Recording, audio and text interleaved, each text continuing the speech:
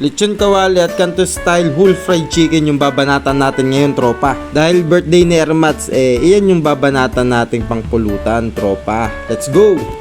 At dahil bibili ako ng mga gagamitin nating karne, pumunta ako sa meat shop para tumingin dito ng pork jowls para sa ating lechon kawali, tsaka whole chicken para sa kanto style fried chicken natin, tropa. Mas mura kasi sa mga meat shop na to. At pag uwi natin, hugasan na natin to agad para masimulan na natin, tropa. Sa pressure cooker natin to isasalang para hindi ganun katagal palambutin o lutuin, tropa. Naglagay lang ako dyan ng sibuyas, bawang, dahon ng laurel, paminta, tsaka asin, tropa.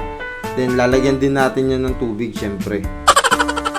Kung lechon kawali nga lang naman yung gagawin nyo, yung part na lang ng pork jowls. Konting taba lang naman yung lamang niya sa liempo. At isa pa ay mura. Habang nakasalang yung pork jowls natin, hugasan naman natin tong fried chicken natin na to. Nilalamas ko nga pala yan ng asin bago natin hugasan ulit, para medyo mawala yung germs niya, tropa. After natin yan mahugasan, iba-butterfly cut na natin yan.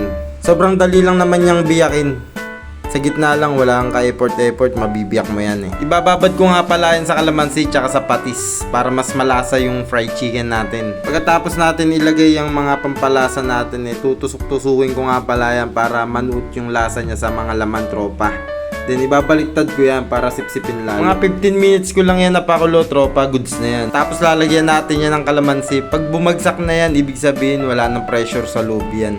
Then ayan, bubuksan na natin, tropa, goods na yan. Tama lang yung 15 minutes sa pagpapakulo ng ating pork jowls. Pero tatagay muna tayo dito, tropa, habang nire-rest natin yung pork jowls natin. Medyo nakakagana yung pagluluto natin pag medyo nasasayaran tayo ng alak sa lalamunan Ipipwesto na nga pala natin tong pork jowls natin, pero pupunas-punasan muna natin yan ng bond paper para makuha natin yung mga manti-mantigaan ng kanyang balat. Then tinusok-tusok ko yan. Pagkatapos nyan, ipapahiran na natin ng asin yan, tropa, para malasa yung balat ng ating lechong kawali. Medyo maulan at walang araw kasi ngayon, kaya hindi ko pinatuyo sa labas. Gumamit ako dito ng microwave oven para medyo mag-dry. At isa pa, maganda yung pagkakaprito natin. Habang nakasalang sa microwave oven, naggawa na ako dito ng sausawan. Naglagay lang ako dyan ng sibuyas, konting bawang, kalamansi, toyo, suka, tsaka salt and pepper lang yan, tropa. At syempre, hindi mawawala yung ating sili, yung pampagana. After natin maisalang to sa microwave oven,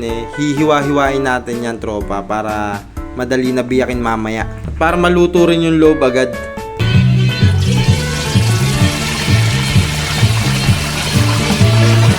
Hindi ko na kasi ito second fry, pero kung trip nyo naman mag second fry, mas goods din naman para mas maganda yung lutong ng ating lechong kawali.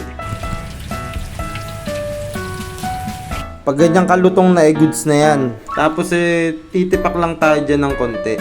At pag tipak natin yan, dapat tumagay muna tayo.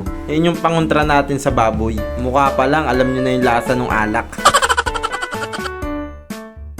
Nung matikman ko to, parang ginaganahan na talaga akong uminom sa labas Ayun Yun. Quality goods. Alright. Si birthday girl naman. Yun. Quality goods, tropa. Pagkaluto ng ating lechon kawali, syempre babanatan naman natin yung kanto style whole fried chicken natin, tropa. Naglagay lang ako dyan ng cornstarch, salt and pepper yan, tsaka magic sarap. Then naglagay ako ng itlog, tsaka konting tubig na malamig yan, tropa, para mas maganda yung pagkakalabas ng consistency ng ating pang coating. Then ayan, pagsalang ko, umapaw, tropa. Alright. Hindi ko na kasi binawasan yung mantika na pinagprituan ng lechong kawali natin, kasi ang tansya ko goods lang. Pero nung nagtagal humupa naman yung galit ng mantika natin, tropa. Then balibalik-tarin lang natin yan. Dahan-dahan lang kasi medyo malaki yung chicken natin. Then tinusok-tusok ko yan para maluto yung loob. At ayan, goods na. Pwede na nating banatan yan.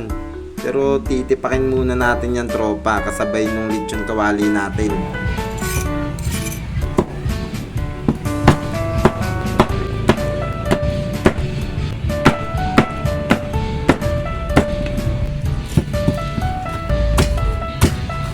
At taste test muna natin itong chicken natin, tropa. Amoy pa lang, mabango na, tropa. Sarap. Quality goods. Lasang lasa, tropa.